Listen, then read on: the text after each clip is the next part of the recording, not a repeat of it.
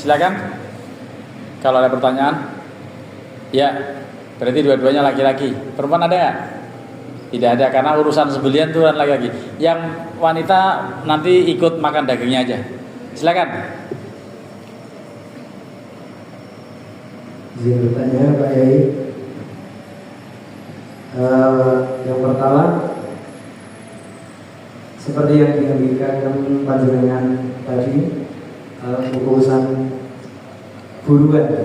Jadi hewan buruan, ketika berburu menggunakan hewan yang terlatih, itu maka boleh diperbolehkan. Nah, semisal kita berburu dengan menggunakan anjing. Anjing itu kan termasuk hewan yang najis di dalam madhabnya Imam Syafi'i. Maka ketika kita berburu dengan anjing, otomatis kan anjing tersebut menggigit hewan buruan itu. Otomatis air liurnya juga terkena hewan yang kita buru. Untuk hukumnya, apakah ketika kita mengolah buruan kita tersebut harus disucikan dahulu, ataukah secara langsung? Itu yang pertama. Untuk yang kedua, ketika menyembelih unta, itu kan yang pernah saya lihat di video-video itu cuman begini saja, jadi tidak direbahkan, tapi cuma pas untanya berdiri langsung dibebas. Nah, ketika hukumnya itu belum terpotong, misalnya, itu apakah boleh diulangi lagi dan hukumnya bagaimana? Terima kasih. Sekian dari saya. Assalamualaikum warahmatullahi wabarakatuh. Waalaikumsalam warahmatullahi wabarakatuh. Jadi saya langsung jawab saja bahwa anjing itu pasti najis karena liurnya ketika menggigit ya kemungkinan besar kena liurnya gitu ya. Bagaimana caranya? Ya bersihkan dulu. Membersihkannya ya sesuai dengan aturan itu. Kalau di dalam hadis dikatakan tuhuru ina'i ahadikum idza wuligha fihil kalbu ya bisab'in miyahin ihdahuna biturab. Ini juga dilakukan kalau gitu. Jadi wadah Anda bisa bersih ketika dijilat anjing dengan 7 siraman, satu diantaranya dengan debu atau dengan air yang butek karena ada campuran tanah gitu. Itu juga bisa berlaku untuk makanan. Kenapa? Inak saja, wadah saja, gelas saja dijilat anjing, bersihnya dengan sertu. Dengan disertu itu dengan cara ihdahuna biturab, apalagi mau dimakan. Nah, jadi tetap dilakukan itu. Ya, tetap dilakukan, halal. Jadi setelah dilakukan itu halal gitu kan. Nah, jadi seperti itu. Bagaimana unta? Ya memang unta begitu. Unta itu tuigi loh, kalau ngerobohin unta nggak selesai-selesai itu. Makanya dikatakan inhar, naharo yanharu wanhar. Ya, fasholli li rabbika wanhar, bukan fasholli li rabbika wadbah. Gitu kan? Dzabihah yadzbah itu kalau binatangnya direbahkan. Tetapi kalau naharo unta memang begitu. Jadi dihajar dari bawah tuh, dies gitu. Ya, di sana tarik lagi gitu ya. Ya biasanya tajam pisaunya itu. Atau kalau nggak begitu ya betul-betul ditojok gitu, pakai tombak, pakai ini gitu. Jadi memang cara motong unta begitu.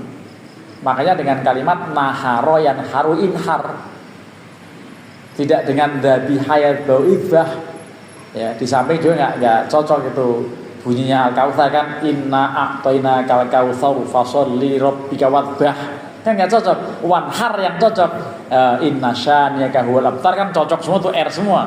Lah di samping memang kalau untuk unta itu nahara yanharu memang dia berdiri itu, dipotongnya begitu gitu. Jadi yang pernah dilihat di YouTube atau bahkan di sana begitu menyembelih unta itu memang. Yang saya pernah lihat juga sadis, dibacok-bacok begitu lah. Ini bagaimana? Ya, jadi sebaiknya sekali tebas itu harus kena. Habis ini tajam harusnya itu pisaunya itu. Ya. Kalau nggak tajam ditusuk gitu atau didorong gitu. Jadi memang atau ditusuk tapi ditarik. Jadi ininya goloknya khusus. Tidak bisa golok-golok yang kita ini. Mungkin malah kalau celurit Madura bisa itu.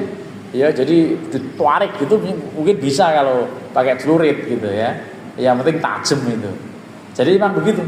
Ya, menyembelih unta begitu. Rasulullah SAW kurban 100 ekor unta dan beliau memotong sendiri sebanyak 67 atau 63 ekor, lalu capek diserahkan tuh. Ini ya goloknya Ali lanjutin. Akhirnya yang berapa?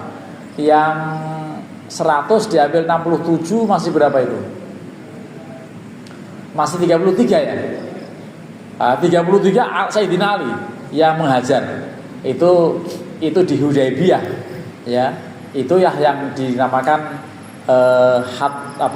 Balighul Ka'bah itu ya di situ. Hadiah Balighul Ka'bah itu karena Rasulullah keroyo-royo bawa dari Madinah menuju ke Makkah dan ditahan dalam Hudaybiyah itu oleh orang-orang kafir Quraisy kan Pak gitu, belum bisa masuk, akhirnya dijalankan di Hudaybiyah. Itu menyembelih 100 ekor unta itu. Itu beliau luar biasa itu, perjuangan bawa unta dari Madinah. Lah kayak gitu petugas haji dam tamatuknya dipotong di Indonesia. Nggak mau di sana karena apa? Biar Indonesia agak ngefek karena efek efisiensi anggaran. Nah, ini petugas haji semua di sini menjalankannya oleh Basnas. Ya, itu kebijakan pemerintah, ya biarin aja lah pemerintah ini kan ya. Kalau dosa ya pemerintah yang tanggung kan gitu. Asal jangan jamah 100.000 orang, 200.000 orang semua di Indonesia bisa lumayan tuh pedagang kambing gitu kan. Ya bisa panen bisnis. Silakan yang kedua. Bismillahirrahmanirrahim. Izin bertanya. 3 pertanyaan. Pertama, kenapa menyembelih itu harus di leher? Pertanyaan kedua, alat-alat untuk menyembelih itu ada yang dikecualikan kuku dan tulang. Kenapa kuku dan tulang dikecualikan? Terus pertanyaan ketiga, tadi dia yang menyinggung al-kilabul mu'allam. Kata al-kilab, salah satu kakek buyutnya Rasulullah itu ada yang namanya kilab. Kenapa nama beliau kilab? Ya kalau yang kenapa saya hanya bisa menjawab memang begitu. Ya, saya nggak bisa menjawab lain tuh ya. Ada 3 itu yang harus dijawab. Memang begitu, gitu kan? Satu nama kilab, itu yang satu itu. Yang kedua tadi apa? Itu juga memang begitu tuh, nggak bisa diprotes lagi. Di leher kan? Lah, mau disembelih di tungkak ya nggak mati Pak. Mau disembelih di betis nggak mati. Memang leher itu yang bisa, leher pun di sini. Makanya Rasulullah bersabda, innallaha katabal ihsana ala kulli syai'in idza qataltum fasinul qitlah wa idza dzabhtum fasinud dzabhah atau dzibhah. Itu kalau kalian mau menghukum mati lakukan dengan baik, mau menyembelih juga dengan baik.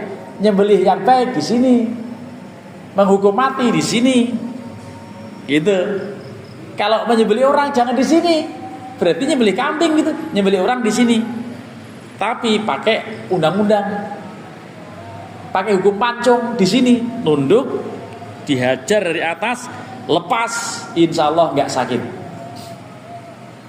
Karena semua urat-uratnya hilang semua, termasuk batang otaknya. Tapi kalau menyembelih di sini, supaya ini masih utuh, otak ini, batang otak ini masih utuh, nanti masih ada kontak antara otak dengan jantung, sehingga otaknya akan memerintahkan tolong cepet kamu semprotin darahnya. Nah, dengan begitu sembelih di sini darahnya nyemprot semuanya steril, dimakan halal. Tapi orang-orang Cina nggak mau disembelih, babi itu ditusuk pakai besi panas di duburnya sampai mulutnya di tempat panas itu ditusuk supaya darahnya ngendap di dalamnya itu lebih lezat kata mereka. Emang benar-benar mereka itu ya. Jadi ada babi tidak disembelih. Lah tapi kalau kambing, sapi, ayam harus disembelih di sini karena dengan begitu masih ada batang otaknya untuk memerintahkan supaya semprotin darahnya semuanya. Kalau nyembelih orang di sini, kenapa? Karena kalau disembelih di sini lalu lepas tidak akan ada rasa lagi. Makanya Amrozi dulu saya mau dihukum mati tapi tolong saya dipancung. Mahkamah Agung kebingungan karena nggak ada hukum acaranya. Hukum acara pidana nggak ada di Indonesia, adanya ditembak 6 orang tuh. Semua orang mengarahkan satu ke jantungnya, hanya satu yang isi peluru. Begitu duer itu masih perlu 14 detik baru mati. Itu sakitnya luar biasa itu, pecah jantung masih tek tek tek tek sampai komat, ya.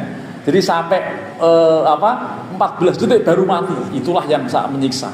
Lah karenanya dipancung itu suruh nunduk, tangan di sini, dihajar dari atas itu pakai gede banget pedangnya itu, diayun sekali, lepas dan nggak sakit. Silakan kalau nggak percaya pergi ke Arab, bunuh orang, nanti kalau udah dipancung tolong hubungin saya, sakit atau enggak.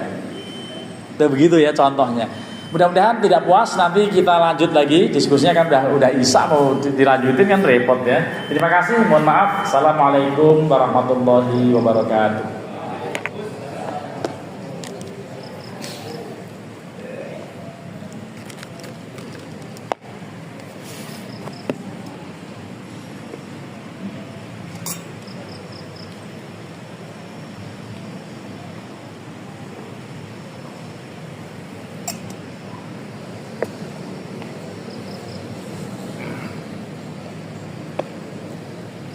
Allahu Akbar.